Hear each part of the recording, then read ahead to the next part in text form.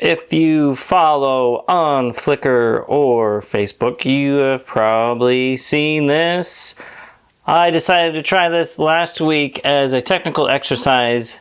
If you have watched the video on droid arms, you know that I was working on creating different angles and curves using droid arms. And when I was doing that, I noticed that these two panels, when put side by side, looked a lot like a Star Destroyer. So I decided to take some time last week and kind of flesh out a micro scale Star Destroyer. So let's take this to the table now and I will break it down for you.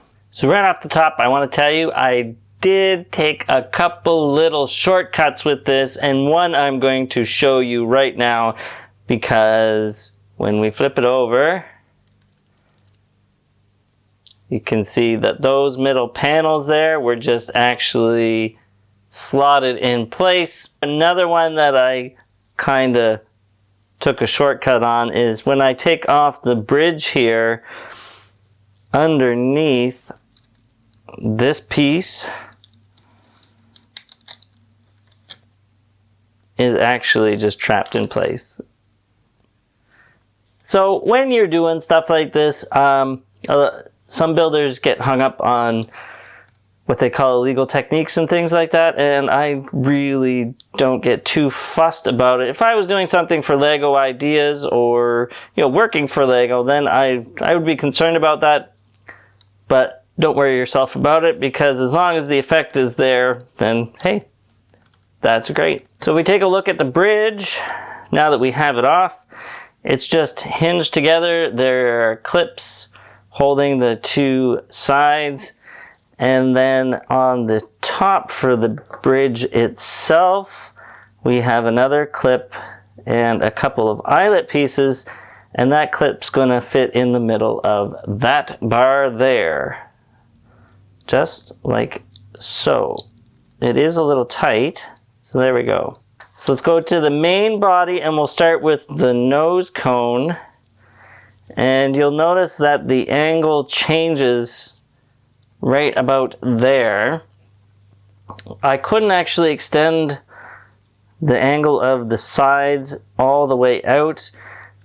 The way that these slopes work, it just doesn't lend itself to bringing out all the way. So that was one point that I really wish I could have fixed in this, is not having to go like with a flat nose. This is the construction.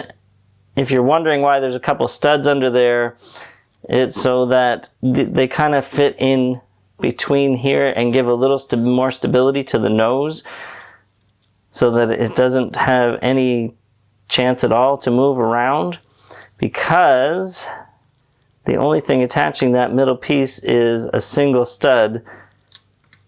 That part there is just to kind of give it a little texture.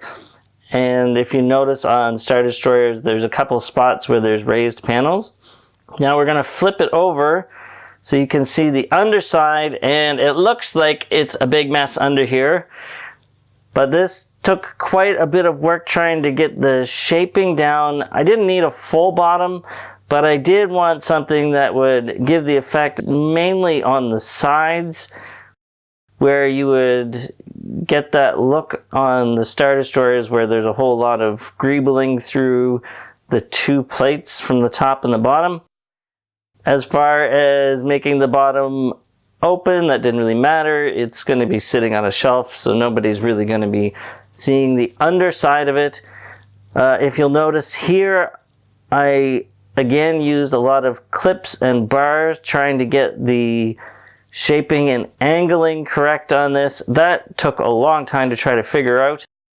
And in the back here, you'll see I did something really funky with the shaping so that I could get that angle again to be the way I wanted it. So these plates don't exactly line up. They're using the gaps in between Lego pieces just to give, again, that slight angle so that we could get this plate in. So before I go any further, I just want to show the engines are just connected with clips and the nozzle pieces. and then I extended those out a little bit just to give some clearance for the engines for the back. Now this is more or less basically the main part of the structure, going back to those droid arms and the connectors. And if we open that up, we have some wedges on one side and then the flat tiles on the other side. And when those come together, we get the angle that we want. And you just saw those pop off as well. So these are just some 3x2 slopes that are put on with some stud on the side bricks. These stud on the side bricks here are what connect our bridge. So this was the main component.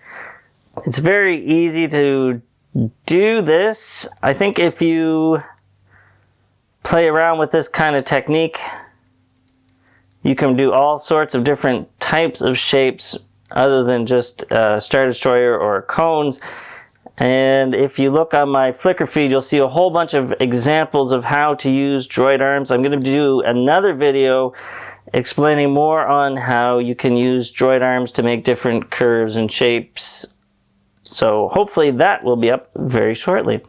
So hopefully you've enjoyed this quick look at the Star Destroyer that I built, and it gives you some inspiration to go and try something like that of your own.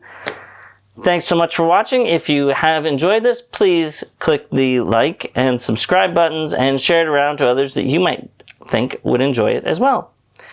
Thanks so much. Have a fantastic day. Keep dreaming of bricks. Bye-bye.